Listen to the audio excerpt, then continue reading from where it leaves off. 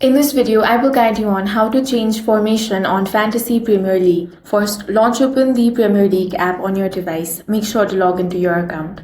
Now, you want to tap on the Fantasy icon at the bottom of the screen.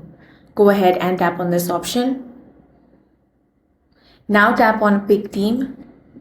This will open your current squad. Here, you will be able to see the players in your starting lineup and your current formation. To change the formation, select the player you want to replace and choose the substitute option. So go ahead and tap on this. Now tap on substitute. Now, if you only want 3 midfielders, then you want to swap this with either a defender or a forward. Go ahead and select your preferred option. As you can see, the formation has already changed. You can keep on changing the formation as you like. For example, if you only want one striker, then tap on the striker over here, tap on substitute, replace this with either a defender or midfielder. Now tap on another forward over here, tap on substitute and replace them again.